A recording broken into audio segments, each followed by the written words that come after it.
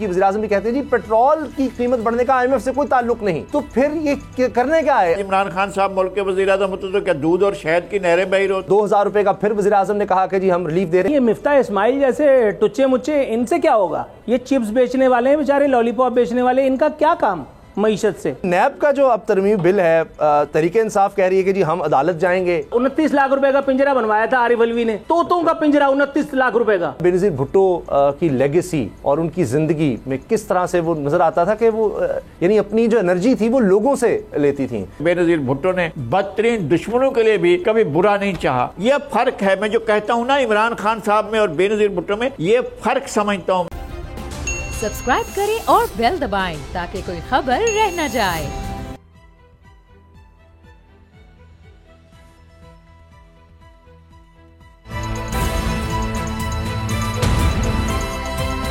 अब पता चला। बिस्मिल्लाहिर्रहमानिर्रहीम, अस्सलाम वालेकुम, मैं हूं मोहम्मद उसामा गाजी और आप देख रहे हैं अब पता चला। आज के प्रोग्राम में बात होगी कि कैसे तजर्बाकार महंगाई कंट्रोल करने में नाकाम हुए, नैब तरमीमी बिल के खिलाफ पीटीआई सुप्रीम कोर्ट जाएगी और फॉरेन फंडिंग का महफूज फैसला और इसके असरात क्या हो सकते हैं। इन सब पर बात करने से पहले जिक्र करेंगे इस्लामी दुनिया की पहली वज़ीर-ए-आज़म, दुख्तर मशरिक, दुख्तर पाकिस्तान, 2 बार पाकिस्तान की वज़ीर-ए-आज़म रहने वाली शहीद मोहतरमा बेनज़ीर भुट्टो की। आज 21 जून है, बेनज़ीर भुट्टो शहीद का यौम विलादत। आज मोहतरमा बेनज़ीर भुट्टो की 69वीं सालगिरह है, लेकिन सितम यह है कि इस दिन के मौके पर वो हम में मौजूद नहीं। इससे बड़ा सितम देखिए कि इस अजीम रहनुमा को किसने शहीद किया, कत्ल के पीछे किसका हाथ था। इनकी पार्टी इक़्तिदार में आने के बावजूद इनके खून का हिसाब नहीं ले सकी। लाख तावीलें दलीलें पेश करे, लेकिन ये नाकामी पीपल्स पार्टी की बड़ी नाकामी है। इस वक्त भी पीपल्स पार्टी एक नाकामी में हुकूमत के हिस्सेदार है और ये नाकामी अवाम को महंगाई से निजात दिलाने की है। बिलावल भुट्टो महंगाई के खिलाफ लॉन्ग मार्च लेकर सिंध से इस्लामाबाद पहुंचे। अवाम ने हर जगह इन पर फूल निछावर किए। हमजा और मरियम नवाज भी कंटेनर पर चढ़कर महंगाई मुकाओ मार्च करते रहे। सियासत के जहां दीदा आसिफ जरदारी, शहबाज शरीफ, मौलाना फजलुर रहमान भी महंगाई का नाम ले लेकर पीटीआई पर तबर्रे करते रहे, इसे नाअहली के ताने देते रहे। लेकिन खुद को सियासत और मईशत के सिक्का बंद समझने वाले जब इख्तिदार में आए तो महंगाई बढ़ाने के नए रिकॉर्ड बना डाले। अब इनकी तजर्बाकारी के हाथ पांव फूले हैं। आज वज़ीर-ए-आज़म फरमा रहे थे कि मुश्किल फैसले मजबूरी में हैं, उम्मीद है कि अच्छा वक्त आएगा, अल्लाह करे कौम पर अच्छा वक्त आए, सबकी दुआ है। मगर सवाल उन रहबरों का है कि इनकी बात पर क्यों यकीन आए। कल तक हुकूमत वज़रा महंगाई की वजह से पीटीआई के IMF से मुआहिदों को करार देते थे, अब खुद IMF मुआहिदा करना है तो महंगाई को आलमी मसला करार देने लगे हैं। क्या अवाम को पागल समझ रहा है? आप भूल सकते हैं लिख के कल को आपने क्या झूठ बोला। अवाम नहीं, आपने महंगाई खत्म करने के नारे पर इक़्तिदार लिया था, तजर्बाकारी का दावा किया था, लेकिन अवाम ने देख लिया कि 3 महीने में आपने मईशत का कबाड़ा कर दिया। आपके पास अवाम के लिए तकलीफ ही तकलीफ, रिलीफ आपने सिर्फ अपने लिए रखा। आज यही शिकवा शिकायत इमरान खान की जुबान पर थी कि अवाम को चंद अरब की सब्सिडी देना आपके लिए महाल है, लेकिन नए तरमीमी बिल की वजह से हुक्मरानों को 1100 अरब से ज्यादा का रिलीफ मिलेगा। नवाज शरीफ, शहबाज शरीफ, मरियम नवाज और आसिफ जरदारी समेत सबके मुकदमे खत्म होंगे। अगर ये दुरुस्त है तो इससे बड़ा जुल्म क्या होगा? कुर्बानियां अवाम से मांगी जा रही हैं, चाय रोटी कम खाने और दुकानें मार्केटें जल्द बंद करने के हुक्म अवाम को सुनाए जा रहे हैं और रास्ते अपने साफ किए जा रहे हैं। ये तजर्बाकारी है या फिर मुल्क पर, अवाम पर, मईशत पर ज़रबेकारी? इसी पर बात करेंगे, इसी से आगाज़ करेंगे।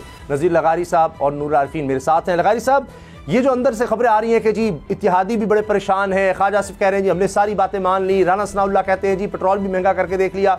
अब तो ये समझ नहीं आ रही कि स्टेटमेंट ये आती है मिफ्ता इस्माइल साहब की, वज़ीर-ए-आज़म भी कहते हैं जी पेट्रोल की कीमत बढ़ने का IMF से कोई ताल्लुक नहीं, तो फिर ये करने क्या है? इमरान खान ने अगर पेट्रोल की कीमतें रोकी हुई थी, ये कहते थे IMF की वजह से में बढ़ानी पड़ रही है, आप कहते जी IMF की वजह से नहीं। आज फिर शहबाज शरीफ साहब ने बयान दाग दिया कि जी दिल पे पत्थर रखकर हमने ये कीमतें बढ़ाई हैं। अब इतनी दफ़ा दिल पे पत्थर रखा है तो मैं तो गिन भी नहीं पा रहा, और हम 2000 का रिलीफ भी दे रहे हैं लोगों को। ये कब तक गिनवाते रहेंगे? असल में इस मुल्क में कई काम बहुत आसान है। झूठ बोलना बहुत आसान है, मगरमच्छ के आंसू बहाना बहुत आसान है, और लगातार गलत बयानी करना बहुत आसान है, और दूसरों पर इल्ज़ामात लगाना बहुत आसान है। ये काम उस तरफ से भी होते रहे, इस तरफ से भी हो रहे हैं। آج جو عمران خان صاحب کہہ رہے تھے اگر آج عمران خان صاحب ملک کے وزیر اعظم ہوتے تو کیا دودھ اور شہد کی نہریں بہی ہوتی ہیں؟ اس سے زیادہ برے حالات ہوتے. جھوٹ بولنا بہت آسان ہے اور عمران خان بالکل پکے منہ سے جھوٹ بولتے ہیں, ایسے لگاتار جھوٹ بولتے ہیں. کون آ کر پوچھے گا کون سے فگر کیسے ہیں جو آپ بتا رہے ہیں؟ ان فگر کے ان اعداد و شمار کی قانونی آئینی حیثیت کیا ہے؟ وہ آئین اور قانون کا نام لے کر بات کرتے ہیں اور آئین اور قانون کو پامال کر کے وہ اس ملک کے اقتدار پر مسلط ہوئے تھے. وہ آئین اور قانون کو مانتے ہی نہیں, آئین کو تو سرے سے نہیں مانتے. جس دن انہوں نے آئین کو ایبروگیٹ کیا, آئین کو ابائنس میں رکھا, آئین کو سبورٹ کیا, اس دن تو ساری دنیا نے دیکھ لیا تھا نا کس طرح سے آئین ایک ان کے باغیچے اطفال ہے اور ان کے اس کی حیثیت کیا ہے. لیکن دنیا میں آپ اپنے ملک کے بارے میں, اپنے ملک کے جغرافیے کے بارے میں, اپنے ملک کی سوورنٹی کے بارے میں آپ کوئی بات نہیں سن سکتے. اسی طرح سے ملک کے اندر ایک دستور ہوتا ہے اور اس دستور کے بارے میں آپ کوئی بھی غلط بات نہ سنتے ہیں نہ کرتے ہیں. اگر آپ کو آئین کے ساتھ اختلاف بھی ہو تب بھی آپ آئین میں اس ترمیم کی کوشش ضرور کرتے ہیں, لیکن آپ آئین کو یکسرے ایک دم آپ مسترد نہیں کر سکتے. انہوں نے تو وہ تک کیا ہے, حکومت کچھ بھی نہیں کر پائی ہے, یہ بالکل ٹھیک ہے. حکومت کو ناکامی ہی ناکامی ملی, یہ بالکل ٹھیک ہے. حکومت نے مہنگائی میں, بڑھتی ہوئی مہنگائی کو روکنے میں کوئی سنجیدہ کوشش نہیں کی, اس لیے کہ جو وہ مالیاتی مینیجر لائے ہیں وہ تو ناکام ترین ثابت ہوئے ہیں.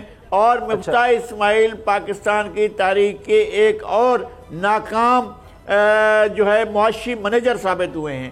لیکن اس کا مطلب یہ بالکل نہیں ہے کہ عمران خان معیشت کو شاندار طریقے سے چلا رہے تھے. جو گڑھے عمران خان نے کھودے ان گڑھوں میں پتہ نہیں آنے والی کتنی حکومتیں گرتی رہیں گی اور کتنی حکومتیں اپنے لیے مشکلات پیدا کرتی رہیں گی. اب ایک طرف خبریں آ رہی ہیں کہ نون لیگ پریشان ہے کہ جی باقی اتحادی اس طرح سے دفاع نہیں کر رہے, بلاول بھی سامنے ہے, لیکن اپنے گھر میں کس طرح سے اختلاف ہے. نور العارفین, میں پہلے دیکھنے والوں کو وہ دکھانا چاہ رہا ہوں کہ وزیر اعظم پاکستان کیا کہہ رہے ہیں, بھتیجی کی کیا کہہ رہی. کابینہ میں آج یہ بات ہوئی ہے کہ جی IMF کا کوئی تعلق نہیں ہے پیٹرول کی قیمتوں سے. وہ کہتے ہیں آپ اپنے خرچے کم کریں, ٹیکسز بڑھائیں, آمدن بڑھائیں, بس وہ جس طرح سے باقی آپ کریں. نور العارفین, آپ کیا کہیں گے؟ ایک تو 2000 روپے کا پھر وزیر اعظم نے کہا کہ جی ہم ریلیف دے رہے ہیں, اور بولڈ فیصلے, بولڈ کا مطلب اردو میں ہم دلیری والے فیصلے بھی کہہ سکتے ہیں. کہتے ہیں جی مشکل اور دلیری والے فیصلے بھی لیے ہم. ہاں, حلوائی کی دکان پہ دادا جی کا فاتحہ تو سبھی کرتے ہیں. مزہ تو تب ہے کہ جب مٹھائی اپنی جیب سے خریدو نا بچو. یہ پتھر جو آپ نے غریبوں سے اپنے پیٹ پر باندھنے کے لیے کہا ہے, یہ آپ اپنے بڑے بھیا جی سے کہتے ہیں نا, وہ جو کشتی میں لیٹے ہوئے مغل شہنشاہ کی طرح نجم سیٹھی کے ساتھ. اب سامنے کوئی پارٹی شارٹی بھی ہو رہی ہو تو وہ بہرحال تصویر میں وہ تو نہیں آیا, لیکن وہ بیٹھ کر کے ان سے کیا راز و نیاز کر رہے تھے. ان سے بھی تو کہو نا ذرا کہ اپنے نواسے کا گولف کھیلنا, پولو کھیلنا ذرا بند کر دیں. ان سے کہو ذرا وہ اپنے اصل جو کھلاڑی ہیں اسحاق ڈار, جن کو میں اسحاق ڈالر کہتا ہوں, ان کو ذرا گراؤنڈ میں اتارے. یہ مفتاح اسماعیل جیسے ٹچے مچے, ان سے کیا ہوگا؟ ان سے تو اپنی لیز کی کمپنی چل جائے, یہ بڑی بات ہے. یہ چپس بیچنے والے ہیں بیچارے, لالی پاپ بیچنے والے, ان کا کیا کام معیشت سے؟ اس کا مطلب ہرگز یہ نہ لیا جائے, دوبارہ میں وہی کہوں گا جیسا لغاری صاحب نے کلیئرفائی کیا, کہ اس کا مطلب ہرگز یہ نہیں ہے کہ پچھلے دور میں دودھ اور شہد کی نہریں بہ رہی تھیں, اس لیے کہ ہمارے یہاں باتوں کو ٹویسٹ بڑا جلدی کر لیا جاتا ہے. یہ اپنی عیاشی روکی نہیں جا رہی, غریب سے چائے کا کپ چھیننے کے پیچھے پڑے ہوئے ہیں. آج ایک اخبار میں شہباز شریف کا ایک مالیشیا, بلکہ بوٹ پالیشیا, ایک جگاڑیا, ایک صحافتی کالی بھیڑ جس کو اردو بولنی نہیں آتی اور وہ بیچارہ انفلوئنسر بنا ہوا ہے. اچھا, وہ پاکستان کا ایک بڑا جید صحافی بنا ہوا ہے. اس نے احسن اقبال کی مدحت میں ایک باقاعدہ کالم لکھ مارا ہے کہ احسن اقبال صحیح کہہ رہے تھے, چائے سے یہ ہوتا ہے, چائے سے کینسر ہوتا ہے, چائے سے اچھا اس کو بخار بھی نہیں ہوا جھوٹ بولتے ہوئے. چائے سے بہت کچھ ہوتا ہوگا, لیکن کم از کم اس کو یہ بھی بتانا چاہیے تھا کہ شراب پینے سے کیا کیا کچھ ہوتا ہے. جگر تباہ ہو جاتا ہے, شراب پینے سے اللہ تعالیٰ ناراض ہو جاتا ہے, اللہ کے رسول نے منع فرمایا ہے. یہ بہت ساری باتیں بتا نہیں رہے. شہباز شریف ٹرمینیٹر بنے ہوئے ہیں کہ ہم مشکل فیصلے کریں گے. اور بھائی اگر تم نے اپنے گھر کی ہانڈی الٹ دی ہو اور اس کے بعد تم سینہ چوڑا کر کے 56 انچ کی چھاتی کر کے تم عوام پاکستان کو یہ مجدہ سنا رہے ہو کہ ہم مزید فیصلے کریں گے ایسے, تب تو میں سمجھتا کہ ہاں تم نے کوئی جھک ماری ہے. تمہاری لیوش زندگیاں ویسی, تمہارے مقدس ادارہ ہو، آزاد ادارہ ہو، پولیٹیشنز ہوں، پارلیمنٹیرینز ہوں، وزیر سفیر مشیر ہوں، یہ تو ویسے ہی مزے میں ہے۔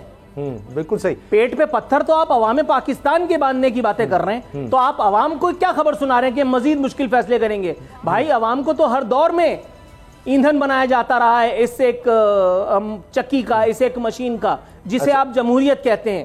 جی اچھا، اب عارفین چونکہ آپ نے جس طرح اسد اقبال صاحب کے بارے میں بات کی، لگتا ہے کہ وہ پھر مجبور ہو گئے ہوں گے کہ عارفین نے جو کچھ کر دیا اب اس کے بعد کوئی کالم تو لکھوانا بنتا ہے، لیکن لغاری صاحب وقت بہت کم رہے، آپ دونوں کی وجہ سے مقبولیت جو ہے پروگرام کی کافی بڑھ رہی ہے، تو بریک ہماری جو ہے نا وہ طویل ہو رہی ہے۔ یہ فرمائیے گا، نیب کا جو اب ترمیمی بل ہے، تحریک انصاف کہہ رہی ہے کہ جی ہم عدالت جائیں گے اور اس سے کرپشن اب عام ہو جائے گی، آپ کو لگتا ہے اس سے کوئی فرق پڑے گا کرپشن کی کمی میں؟ اب اسد اقبال صاحب کو میں کوٹ کر دیتا ہوں، کہتے ہیں جی اتنی کرپشن کر کے کئی ملک ترقی کر گئے ہیں۔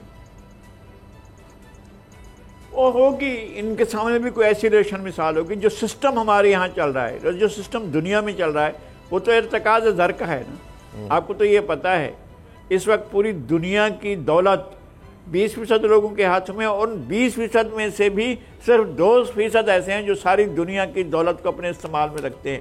تو کنسنٹریشن ہوتی ہے، کنسنٹریشن جائز طریقے سے ہوتی ہے۔ آپ کا کیا خیال ہے کہ دنیا بھر میں جو لوگ سرمایہ دار بنتے ہیں وہ جائز طریقے سے بنتے ہیں؟ جن لوگوں نے دولت اکٹھی کی وہ جائز طریقے سے بنتے ہیں؟ آپ کو پتہ ہے کہ حضور اکرم صلی اللہ علیہ وآلہ وسلم کے دور میں یہ کہا جاتا تھا کہ مال کے منڈی سے پہنچنے سے پہلے اس کی قیمت نہ لگاؤ، منڈی میں پہنچنے دو، پھر اس کے بعد اس کی قیمت لگاؤ۔ یہ خود حضور کا کہنا تھا، اور حضور کے زمانے میں یہی ہوتا تھا۔ ہمارے یہاں کیا ہوتا ہے، لوگوں کو راستے میں اٹھا لیا جاتا ہے، ان کی قیمتیں طے کی جاتی ہیں، لوگوں کے ساتھ لوگوں کی جائیداد کو ہتھیا لیا جاتا ہے، اور پھر بتایا جاتا ہے کہ کیا کریں۔ پاکستان کے کیپٹل میں پرائم لینڈ جو ہے 300 کنال اراضی لے کر کہا جاتا ہے، اور بہت سی ساری جائیدادیں ملا کر کہا جاتا ہے کہ ان کی مالیت 14 کروڑ روپے ہے، 14 ارب روپے سے بھی زیادہ مالیت ہو۔ یار اس ملک میں جھوٹ چلتا ہے بھائی، اس ملک میں یہ ساری چیزیں چلتی ہیں، اور اس ملک میں نہیں، جہاں جہاں پر یہ کرپٹ سسٹم موجود ہے وہاں یہ چیزیں چلتی ہیں۔ اچھا، جمہوریت کی کئی شکلیں ہیں، سرمایہ دارانہ جمہوریت، جاگیردارانہ جمہوریت، قبائلی جمہوریت، عوامی جمہوریت۔ اس ملک میں جب عوام کی جمہوریت ہوگی اور عوام کی حکومت ہوگی تب ہم بات کریں گے۔ اس وقت تو جاگیرداروں، سرمایہ داروں، قبائلی سرداروں اور اس طرح کے لوگوں کی حکومت ہم کیا کریں؟ غلام داروں کی حکومت، ہم تو غلام لوگ ہیں بھائی، اس ملک کے لوگ بیچارے غلام ہیں۔ اچھا، اب یہ جو عارفین یہ کام ہوا ہے نیب ترمیم بل کا، اس سے عوام کو کوئی فائدہ ہوگا یا صرف جن لوگوں کے کیسز تھے ان کو فائدہ ہوگا؟ اور کرپشن کا کیا دیکھ رہے ہیں آپ مستقبل یہ ختم ہونے کی وجہ سے؟ کیونکہ ابھی بھی وہ کہہ رہے ہیں جی نیب مکمل ختم ہوگا تو ملک آگے چلے گا۔ ملک میں کرپشن کا مستقبل ہمیشہ سے روشن ہے، اور انشاءاللہ ہمیشہ ہی روشن رہے گا۔ انشاءاللہ کو ہٹا لیں۔ انشاءاللہ میں اس لیے کہہ رہا ہوں کیونکہ جب تک یہ لولا لنگڑا نظام، یہ فالص زدہ لقوہ زدہ نظام، یہ آزاد ادارے کے مامے اور یہ مقدس ادارے کے چاچے، یہ جمہوریت والے جو 14 گز کی شلواریں پہن کر کے اور ہمیں بتاتے ہیں کہ سادگی اختیار کرو، 29 لاکھ روپے کا پنجرہ بنوایا تھا عارف علوی نے، طوطوں کا پنجرہ 29 لاکھ روپے کا۔ اب آپ بتائیے 35 لاکھ روپے کا غالب کی مدد کے لیے شاعری فرما رہے تھے غالب کے جشن کے موقع پر۔ بتائیے یار، غضب خدا کا مارو گھٹنا پھوٹے آنکھ، اپنی جیب سے ایک دمڑی نکالتے ہوئے موت آتی ہے یہاں سب کو۔ اپنی جیب سے اگر پیٹرول ڈلوائیں گاڑی میں تب میں پوچھتا ہوں کہ پھر پتہ چلے گا کہ بھائی تم نے کتنی قربانی دینے کا فیصلہ کیا ہے۔ جب پوچھو نا، ہر ہفتے جب ہم 6 ہزار روپے کا فیول ڈلوا رہے ہیں گاڑی میں اور مہینے میں 24,000 روپے اپنی حق حلال کی کمائی میں سے نکل جاتا ہے تو کیسا لگتا ہے؟ یہ وہاں بیٹھ کر کے شیروانی پہن کر کے، اچکن پہن کر کے، سلامداروں کی موجودگی میں یہ ہوائی فائر کرنا ہے تو بڑا آسان ہے۔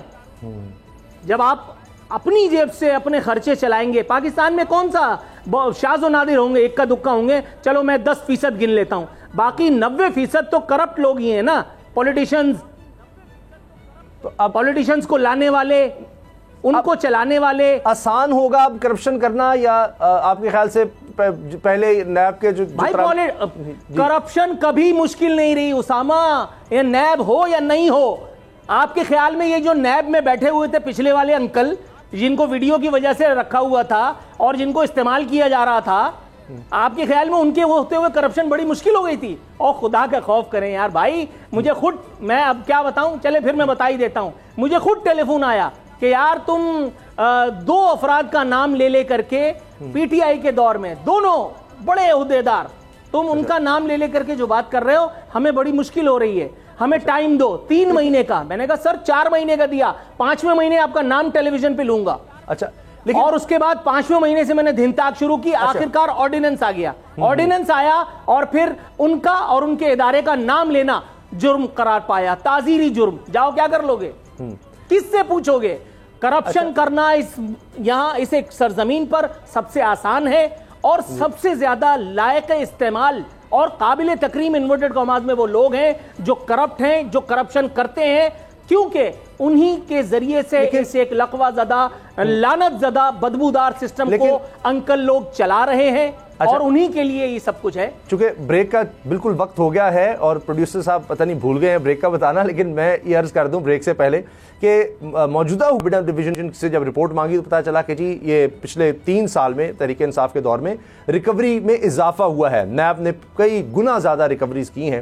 اب وہ ریکوریز کدھر گئی ہیں وہ دیکھتے ہیں, کتنے ارب روپیہ پھر قومی خزانے میں آیا. نیب تو کہتا رہا ہم بڑی اچھی کارکردگی دکھا رہے ہیں. فارن فنڈنگ کیس پر فیصلہ محفوظ ہو گیا ہے, تحریک انصاف محفوظ ہے یا نہیں؟ بریک کے بعد بات کرتے ہیں. اب پتہ چلا. ممنوعہ فنڈنگ کیس کا معاملہ تحریک انصاف کے خلاف کئی سال سے چل رہا تھا. الیکشن کمیشن میں آخرکار اس کا فیصلہ اب محفوظ کر لیا گیا ہے. تحریک انصاف کہتی ہے جی پیپلز پارٹی, نون لیگ, دیگر جماعتیں ہیں, JUI ہے, ان کا معاملہ بھی ساتھ دیکھا جائے. البتہ چیف الیکشن کمیشنر نے کہا جی سب کے ساتھ برابری کا سلوک ہوگا, باقی فیصلے بھی جلد ہی آ جائیں گے. لغاری صاحب آپ کو کیا نظر آ رہا ہے؟ 2 باتیں کی جاتی ہیں کہ ایک طرف یہ کہ جی جو یہ رقم ہے کروڑوں میں 30 کروڑ کے لگ بھگ, اس کا پتہ نہیں چل رہا کس طرح سے ہی ممنوعہ فنڈنگ ہے, بتایا نہیں جا رہا, کچھ اکاؤنٹ چھپائے گئے تھے. ایک تو یہ کہ جی یہ الیکشن کمیشن ضبط کر سکتا ہے.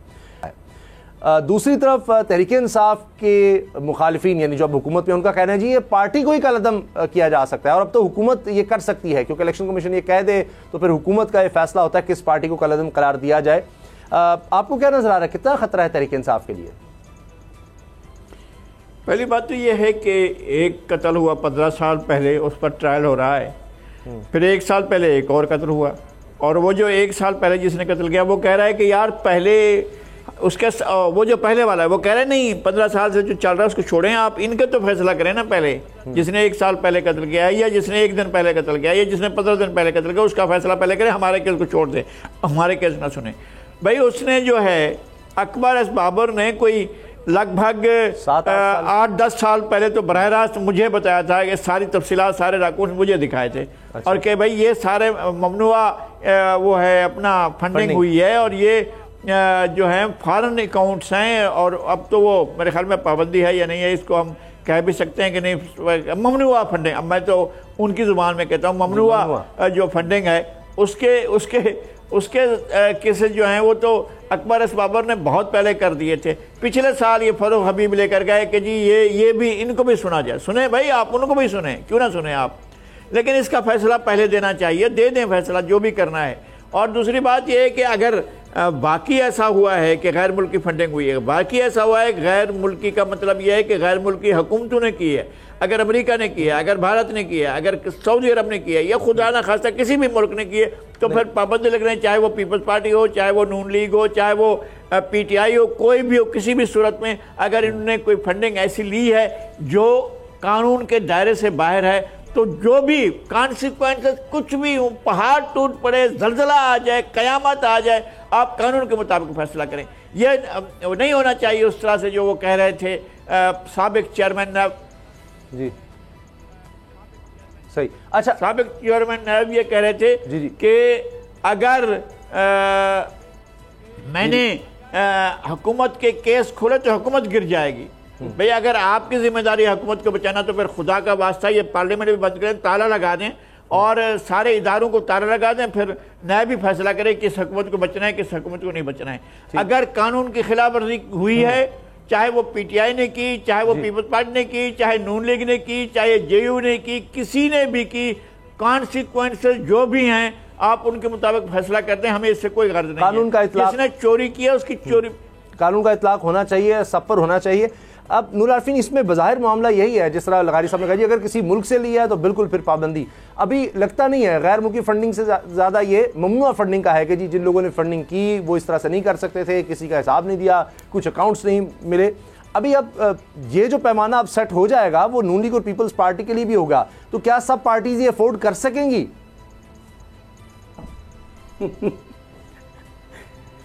پارٹیز بھائی, پارٹیز کو بنانے اور چلانے والے افورڈ کر سکتے ہیں. یہ پارٹیز گئی تیل لینے, ان سیاسی جماعتوں کی, ان کے پریزیڈنٹس کی, ان کے چیئرمینز کی اوقات کیا ہے؟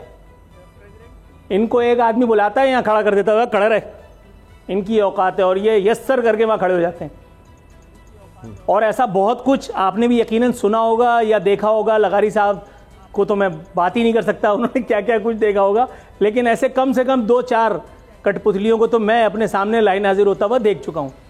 ان کی کیا مجال ہے یار؟ آپ کو صرف یہ سوچنا چاہیے کہ یہ سسٹم, یہ شفافیت انورٹڈ کاماز میں افورڈ کر سکتا ہے. 8 سال تک یہ کیس چلتا رہا اور چلتا رہا اور چلتا ہی رہا, اور اس کے بعد یہ کیس کا فیصلہ محفوظ ہوا ہے. جی جب تک اس کیس کا فیصلہ غیر محفوظ ہوگا تب تک پتہ نہیں میں کہاں ہوں گا, آپ کہاں ہوں گے, جس کے بارے میں کیس کا سنوائی ہوئی تھی وہ کہاں ہوگا.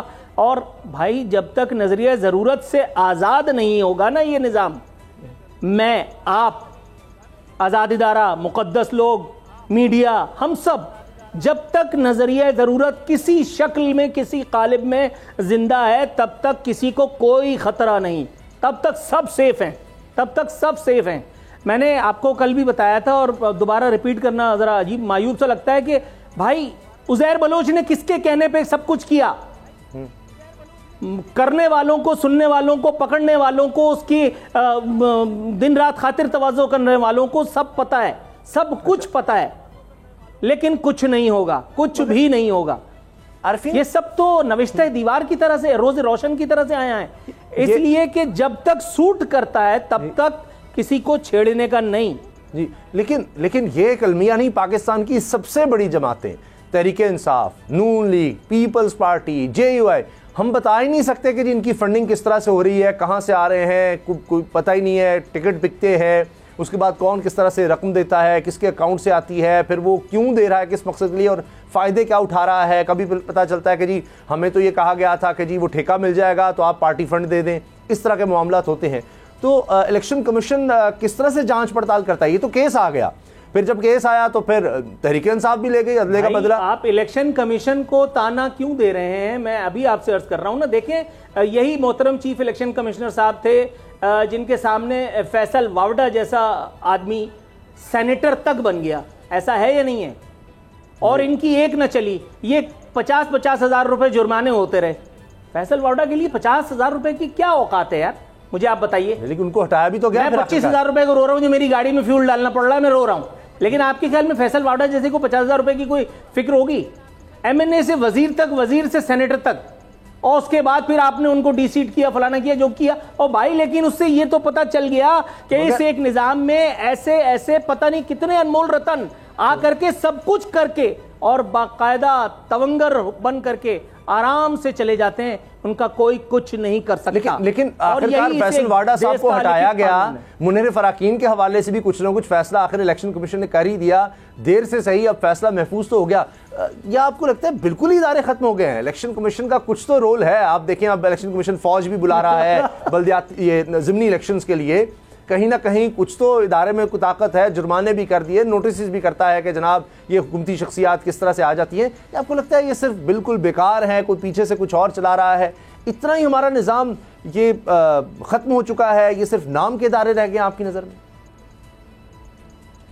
یہ سوال آپ نے اتنا اوپن کیا ہے کہ یار میں جواب کتنا اوپن دوں, میں تو گھبرا گیا ہوں. مطلب آپ نے یوں سمجھیے کہ سوال کی صورت میں میرے لیے قبر کھو دی ہے. اچھا, اور مجھے اس وقت اپنے تینوں بچوں کا خیال آ رہا ہے, اس لیے میں سوال اسکپ کرتا ہوں, جیسے شعیب محمد ڈک کر دیا کرتے تھے نا کبھی, اس لیے میں اس سوال کا جواب دینا ضروری نہیں سمجھتا. لغاری صاحب, آپ کی بڑی مہربانی. لغاری صاحب, آپ جس طرح عارفین کہتے ہیں, وہ سپریم کورٹ کے ریمارکس یاد آ رہے ہیں کہ یہاں تو ادارے مردہ ہو چکے ہیں, نیب کے لیے بھی کہا گیا تھا.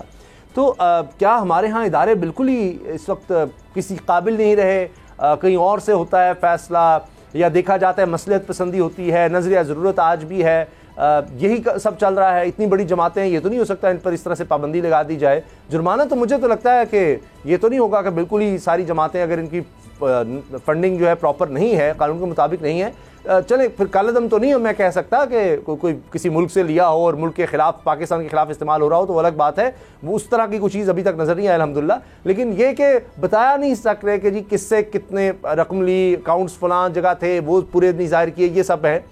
بے ضابطگیاں کہہ لیں یا غلطی کہہ لیں یا چھپایا گیا, جو کچھ بھی ہے, تو اس میں کچھ تو ہوگا. یا آپ کو لگتا ہے کہ نہیں یہ مصلحت کے شکار ہو جائیں گے سب ادارے؟ جرم جو ہے وہ غلطی ہوتی ہے اور بے ضابطگی غلطی ہوتی ہے, قانون کی خلاف ورزی غلطی ہوتی ہے, قانون توڑنا غلطی ہوتی ہے, قانون آئین کو توڑنا غلطی ہوتی ہے, اور ہر غلطی کی الگ الگ سزا ہے. قتل کرنا غلطی ہے, اس کی سزا موت ہے. آئین توڑنا غداری ہے, غداری کی سزا موت ہے. اور کسی کو دھمکی دینا یہ ایک الگ سزا ہے. کوئی جرم سرزد کرنا, کسی غیر ملک سے فنڈنگ لینا پولیٹیکل پارٹی کا, یہ جرم ہے. اور اس کی جرم کی سزا کے طور پر وہ 5 روپے لیے, 500 روپے لیے, 5 کروڑ روپے لیے, 5 ارب روپے لیے, کچھ بھی لیے ہیں تو اس کی سزا موجود ہے کہ پارٹی پر پابندی لگ سکتی ہے, لگنی چاہیے. یہ قانون ہے. اگر قانون ہے تو اس پر عمل درآمد ہونا چاہیے. اور یہ کہ آپ جو کہہ رہے ہیں, سوال پوچھ رہے ہیں, اور عارفین نے جس سوال سے بڑی خوبصورتی سے پہلو تہی کی ہے, تو میں اس سے پہلو تہی نہیں کروں گا. ہاں ہمارے ادارے جکڑے ہوئے ہیں, ہمارے ادارے بندھے ہوئے ہیں. ہمارے اداروں کو شاہ دولے کے مزار پر رکھے ہوئے وہ خود چڑھا دیے گئے ہیں ان کے سروں پر, جہاں سے ان کی گروتھ رک جاتی ہے. ہماری پارٹیوں کی گروتھ نہیں ہوئی ہے, ہمارے سیاسی لوگوں کی گروتھ نہیں ہوئی ہے. ہمارے سیاسی لوگوں کو 75 سال تک مجہول بنا کر رکھا گیا. ان کو کسی کام, صرف اپنے کام کے لیے, مقصد کے لیے استعمال کرنے کے لیے ہمارے ادارے کب آزاد ہوں گے, اسٹرگل جاری رکھیں گے. بریک لیتے ہیں, بریک کے بعد ایک لغاری سب پہ بھاری میں بات ہوگی محترمہ بے نظیر بھٹو کی, اور لغاری صاحب سے ہم چاہیں گے کچھ شیئر کریں ان کی یادیں, کیونکہ بہت قریب سے ان کی سیاست کو دیکھا لغاری صاحب نے. بریک کے بعد ملتے ہیں. اب پتہ چلا. محترمہ بے نظیر بھٹو پاکستان کی نہیں دنیا بھر کی ایک اہم شخصیت, اور جس طرح سے وہ دنیا سے گئیں, ان پر حملہ کیا گیا, خودکش حملہ, اور اس کی وجہ سے دنیا سے لی گئیں. ان کی سیاست کو آج تک یاد کیا جاتا ہے, اور پیپلز پارٹی آج بھی یہ کہتی ہے کہ جی ہم انہی کے طرز عمل پر, ان کے بتائے ہوئے راستے پر چل رہے ہیں, اور اس لیے پیپلز پارٹی اب بھی آگے بڑھ رہی ہے. لغاری صاحب, محترمہ بے نظیر بھٹو کی لیگیسی اور ان کی زندگی میں کس طرح سے وہ نظر آتا تھا کہ وہ یعنی اپنی جو انرجی تھی وہ لوگوں سے لیتی تھیں, اور ایک پبلک فگر ہمیں نظر آتی تھیں, کہیں بیٹھ رہی ہیں, یعنی لگتا ہے وہ ذوالفقار علی بھٹو صاحب والا انداز تھا ان کا. بہت بے مثال شخصیت تھیں. جب انہوں نے سیاست میں پہلا قدم رکھا تو ہم نے ان کو بالکل بہت قریب سے دیکھا. ان کے ساتھ ایک عام چھوٹے سے, جو اب بھی ہم بہت چھوٹے, بہت ہی حقیر سے لوگ ہیں, اور میں بہت ہی اہکر صحافی ہوں. میں اپنے آپ کو صحافی کا جو ہے وہ درجہ نہیں دے پاتا ہوں کہ میں صحافی ہوں کہ نہیں ہوں. لیکن میں نے ان کا پہلا دن دیکھا جب ذوالفقار علی بھٹو صاحب کو گرفتار کر لیا گیا جنرل ضیاء الحق کے دور میں, اور مارشل لا ملک میں لگ چکا تھا. محترمہ بیگم نصرت بھٹو سے بھی ہماری ملاقاتیں ہوتی رہی تھیں, لیکن جب ذوالفقار علی بھٹو کو گرفتار کر لیا گیا تو اس کے بعد محترمہ بے نظیر بھٹو نے پبلک میٹنگ شروع کی اور عام لوگوں سے ملنا شروع کیا. پہلے دن ہم جا کر ملے تھے. میرے ساتھ ڈاکٹر امیر احمد تھے, جو جتوئی صاحب جو سابق وزیر اعلیٰ تھے, ان کی کابینہ کے آخری کابینہ کے وزیر اطلاعات اور سماجی بہبود کے وزیر تھے, ہم ساتھ تھے. اور یہ وہی تصاویر چل رہی ہیں کی تھی, یہ تصاویر اسی وقت کی ہیں ساتھ ساتھ؟ جی وہی تصویر چل رہی ہیں. یہ ڈاکٹر امیر احمد سفید لباس میں نظر آ رہے ہیں. ڈاکٹر امیر احمد یہ وزیر تعمیرات تھے. اچھا, ان کے گھر پر, ڈاکٹر امیر احمد کے گھر پر ہم نے پاکستان کی تاریخ کے بڑے لوگوں سے ملاقات کی تھی. قائد اعظم کے رفقا کے ساتھ ہم نے یہاں ملاقات کی تھی. ان کے ساتھ حسین امام تھے جو آل انڈیا مسلم لیگ کے سینٹرل کمیٹی کے رکن تھے قائد اعظم کے ساتھ. ہم نے ستار سیٹھ صاحب سے ملاقات کی. پاکستان کے پہلے اور آخری نائب صدر جناب نور الامین سے ہم نے ان کے گھر پر ملاقات کی تھی. اور ڈاکٹر امیر احمد کے ساتھ میں نے بیگم نصرت بھٹو سے ملاقات کی تھی، اور محترمہ بینظیر بھٹو کی سیاست کے پہلے دن جب انہوں نے سیاست میں بطور ایک سیاسی کارکن کے اور سیاسی لیڈر کے قدم رکھا تھا، ان کا پہلا دن تھا اور ہم نے ان سے ملاقات کی تھی، یہ ڈاکٹر امیر احمد بھی ساتھ تھے۔ تو اس سے لے کر ان کی زندگی کے آخری دنوں تک ہم نے ان کی سیاست کو دیکھا، بہت قریب سے دیکھا، اور ان کی بہت نوازش تھی، بہت مہربانی تھی، وہ عزت کرتی تھی، ہم اپنے آپ کو اس قابل نہیں سمجھتے، لیکن وہ بہت زیادہ احترام سے اور عزت سے پیش آتی تھی، اور انہوں نے ہمیشہ ایک سیاسی معاملات کو ایک سمجھنے والے آدمی کے طور پر اور ایک صحافی کے طور پر انہوں نے عزت دی۔ تو ہم نے انہیں دیکھا، ان کی جیل کی زندگی دیکھی، ہم نے ان کا مشکلات کا سامنا کرتے ہوئے دیکھا، ہم نے اس وقت دیکھا کہ جب پتہ نہیں وہ صدر کا یا وزیر اعظم کا کیا پروٹوکول ہوتا تھا، ہم نے اس قیدی کو، ان کو قیدی کی حیثیت میں دیکھا، جب ان کے لیے 80 گاڑیاں آگے پیچھے قیدی کے ساتھ محترمہ بینظیر بھٹو کو جب جیل سے، جب ان کے گھر سے نظر بندی کی حیثیت سے ایئرپورٹ لے جایا جا رہا تو 80 گاڑیاں تھیں۔ اس زمانے میں گاڑیاں بھی اتنی زیادہ نہیں ہوا کرتی تھیں، نہ پولیس کے پاس اور نہ دیگر اداروں کے پاس، تو 80 گاڑیاں کے اس میں گئی تھیں، اور ایک بچی سے جب ہم نے ان سے ملاقات کی تھی تو اس وقت تو ان کی عمر 24 سال تھی، پھر وہ گرفتار ہوئیں، جیلوں میں رہیں اور بڑی سختیاں دیکھیں، اور جب ان کو بھیجا جا رہا تھا مشکل سے 26-27 سال ان کی عمر ہوگی، اور وہ ڈرتے تھے کہ 27-28 سال کی ایک لڑکی جو ہے وہ ان کی اتنی بڑی گاڑیوں کا حصار لے کر چل رہے ہوتے تھے کہ یہ بھاگ جائیں گی اور یہاں سے جو ہے وہ فرار ہو جائیں گی، اس طرح ڈرتے تھے اس وقت کے حکمران ان کے ساتھ۔ تو میں ایک بہت جرأت مند خاتون تھی، اور میں کہتا ہوں اس وقت اگر صورتحال کے اندر تلخی کے باوجود، بدترین حالات کے باوجود، اگر سیاست کے اندر کوئی میانہ روی موجود ہے، سیاست کے اندر اگر موجود ہے، میں اب نہیں موجود ہے، مجھے نہیں لگتا ہے، اگر کہیں شرافت موجود ہے تو اس وجہ سے موجود ہے کہ بینظیر بھٹو نے بدترین دشمنوں کے لیے بھی کبھی برا نہیں چاہا۔ جو لوگ ان کے بدترین مخالف تھے ان کے ساتھ وہ بیٹھیں، ان کے ساتھ بیٹھ کر ڈائلاگ کیا۔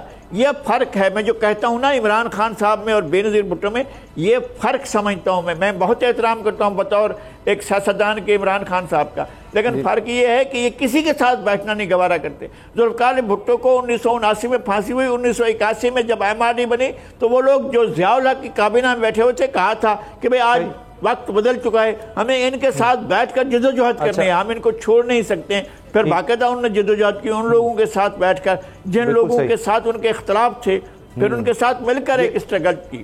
یہ ان کی ایک بڑی لیگیسی ہے۔ لیکن نور العارفین، اب پیپلز پارٹی اگر ہم دیکھتے ہیں، کیا آپ کو لگتا ہے کہ وہ بینظیر بھٹو کی اس لیگیسی کو لے کے چل رہی ہے؟ ایک عوامی، وہ ہمیشہ کہتے ہیں عوام مینڈیٹ کے ساتھ تبرے کا رکھا ہے وہ۔ اچھا چلیں، وہ بالکل محترمہ کو چلیں ہم اس میں ڈسکس ہی نہیں کریں گے اس طرح سے، کر رہے ہیں ہم اتنے تولا کے بعد تبرہ نہ شروع کر رہے ہیں۔ اچھا چلیں، چونکہ اب عارفین نامہ ہے، وہ عارفین کی مرضی ہے وہ کیا ڈسکس کرتے ہیں، لیکن ہاں جی ان کی مرضی ہے، کیونکہ کراچی سب سے بڑا شہر، اور ابھی چند دن پہلے تو یہ خبر آئی تھی کہ انشاءاللہ کراچی محفوظ رہے گا کیونکہ زیادہ خطرہ نہیں ہے۔ میں اس سے بھی ذرا تھوڑا مطمئن ہو گیا کہ اب تو MQM اور پیپلز پارٹی بھی ساتھ ہیں۔ اب ہر کسی کو ہر کسی سے خطرہ ہے بھائی۔ بات یہ ہے کہ تمام چیزیں اللہ میاں کے حوالے کر کے اور خود روح افزا پینے لگ جانا یہ بھی کوئی عقل مندی نہیں ہے۔ جمہوریت کا نام لینا اور کہنا کہ کون زندہ ہے اور کون مر گیا، یہ ساری چیزیں بھی جو ہیں وہ مناسب نہیں ہے۔ لیکن بہرحال جس بات کا خدشہ ہم پہلے ظاہر کرتے رہے، میں نے عارفین نامہ میں کم از کم 2 بار پہلے اس موضوع پر گفتگو کی ہے، آج ان خدشات کو ہوا ملی ہے جب وفاقی وزیر برائے ماحولیاتی تبدیلی محترمہ شہری رحمان نے خود بزبان فرمایا ہے کہ کراچی سمیت دیگر بڑے شہروں میں مونسون کی بارشوں کے پیش نظر سیلاب کا خطرہ، یا 2010 والی جو خطرناک بدترین سیلابی صورتحال تھی اس کا خدشہ ہے۔ اب آپ کے خیال میں کیا ہوگا؟ آپ کے خیال میں کیا اب مراد علی شاہ، بلاول بھٹو، آصف علی زرداری تمام کام چھوڑ کر کے، ساری چیزیں چھوڑ کر کے اور لگ جائیں گے کہ یہاں اربن فلڈنگ اگر خدا نہ خواستہ اللہ نہ کرے معاذ اللہ ہو جائے تو کس طرح سے لوگوں کو ریسکیو کیا جائے گا؟ میں آپ کو علاقوں کا نام لکھ کے دیتا ہوں، آپ لکھتے رہیے۔ میں آپ کو وزیروں کے نام لکھ کر کے دیتا ہوں اور آپ وہ بھی لکھتے رہیے۔ میں آپ کو ان کے ٹویٹ کے ٹیکسٹ بتاتا ہوں، اور جس دن یہ ہوا میں اس دن آپ سے پوچھوں گا اور پھر ان لوگوں سے پوچھوں گا، جمہوریت والوں سے، کہ جو میں نے کہا تھا وہ ہوا یا نہیں ہوا۔ سب سے پہلے ناگن چورنگی جائے گا، شارع فیصل برباد ہو جائے گی، کراچی کے گلی کوچوں میں پانی بھر جائے گا, کرنٹ لگنے سے معاذ اللہ میرے منہ میں خاک, کرنٹ لگنے سے ہلاکتیں ہوں گی. اور اس ایٹمی جمہوری پاکستان میں کوئی شیر نر, کسی ماں نے وہ لال نہیں جنا جو کہ الیکٹرک والوں کے گریبان پہ ہاتھ ڈالے. میں جھوٹ بول رہا ہوں تو کسی ایک آدمی سے میری بات کی تردید کروا دیجئے, میں یہ ٹریڈ چھوڑ کر کے چلے جاؤں گا. کسی ماں نے وہ لال جنا ہے جو کہ الیکٹرک کے گریبان پہ ہاتھ ڈالے. بارشوں میں کرنٹ لگنے سے پچھلی دفعہ جتنی ہم بات ہوئی, آپ کہہ رہے تھے مجھ سے, حالانکہ میں اس سے پہلے ہی جواب دے چکا تھا ان ساری چیزوں کا, لیکن آپ نے اس کے بعد پھر اتنا خطرناک سما باندھ کر کے وہ سوال کیا تو میں بھی ڈر گیا. اب میں دوبارہ وہیں آتا ہوں. پاکستان میں میرے اپنے حساب سے ادارے موجود ہی نہیں ہیں, کوئی ادارہ پاکستان میں موجود نہیں ہے.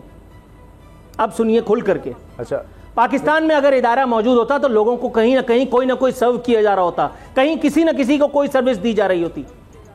پاکستان میں صرف وہ کام کی نالوں کی صفائی دیگر کام. یہ جب آپ کہہ رہے ہیں شہری رحمان صاحب, آپ وزیر ہیں, ان کے پاس ساری رپورٹس ہیں, تو میں سمجھتا ہوں کہ اب تک صفائی کا عمل دیگر الرٹ جاری ہونے چاہیے. میرے بھائی شہری رحمان صاحبہ کون ہے, پہلے میں آپ کو یہ بتا دیتا ہوں. شہری رحمان صاحبہ وہ ہیں جنہوں نے آصف علی زرداری صاحب کے دور حکومت میں باقاعدہ ایک آدمی کے اوپر اس کی پھانسی کے لیے پروگرام پہ پروگرام کر رہا تھا. اس بدبخت نے, وہ کراچی سے باہر سے آیا تھا ملعون, اس بدبخت نے چوکیدار کے قالب میں ایک بچے کو زیادتی کا نشانہ بنایا. اس کے بعد اس کو جس بربریت کے ساتھ اس نے موت کے گھاٹ اتارا, ایک عام آدمی اس کا تصور نہیں کر سکتا. یہیں کراچی میں پی آئی بی کالونی میں. اور اس کے بعد یہ شہری رحمان جو آپ کے سامنے ٹیلی ویژن پہ نظر آ رہی ہیں, یہ حضرت آصف علی زرداری جمہوریت والے بابا کے اشارے پر محض یورپی اقوام سے بائیکاٹ نہ ہونے دینے کے خدشے کے پیش نظر اس کی وکیل بنی ہوئی تھیں. 3 مرتبہ انہوں نے اس کی پھانسی تیل کروائی, 3 مرتبہ. وہ تو اگر پریشر اتنا نہ بلڈ اپ ہو چکا ہوتا تھا تو اس بدبخت کو, اس ملعون کو, اس منحوس کو پھانسی نہیں ہونے دی جاتی. یہ ہے ہمارے سیاستدانوں کے کیریکٹرز. اپنے گھر میں اپنے بچے, اپنے بال بچے. آپ کو وہ جملہ یاد نہیں ہے بلاول کا, جب بارش آتا ہے تو پانی آتا ہے. میرے بھائی ایسا کلیجہ لے کر کے آؤ, ایسا کلیجہ لے کے آؤ, کیونکہ تمہیں پتا ہے کہ بلاول ہاؤسز, تمہارے بلاول ہاؤسز کسی ٹھیکیدار نے اتنے مضبوط بنا کر کے دیے ہیں کہ وہاں تمہارے بچے, تمہارے فلانے, تمہارے ڈمکانے سب محفوظ ہیں. جی جناب, ختم ہو گیا. ہاں جی, وقت ختم ہو گیا, لیکن میں پھر بھی امید کر رہا ہوں, جگہ درست فرما رہے ہوں گے, لیکن مجھے پھر بھی امید ہے کہ اگر یہ الرٹ جاری کیا جا رہا ہے کہ جی سیلابی صورتحال کا خطرہ ہے, تو پھر حکومت اسی لیے ہوتی ہے, ادارے اسی لیے ہوتے ہیں کہ اس پر اب کچھ کام کیا جائے. مجھے اب بھی امید ہے کہ کچھ کیا جائے گا, اور اگر خدا نخواستہ اس طرح سیلاب آتا ہے اور حالات خراب ہوئے تو پھر عارفین سے میں اس پر شرمندہ بھی ہوں گا کہ جی میں نے امید لگائی تھی, اور پھر اس پر ہم بات بھی ضرور کریں گے. پروگرام دیکھنے کا شکریہ, اجازت دیجیے, اللہ حافظ.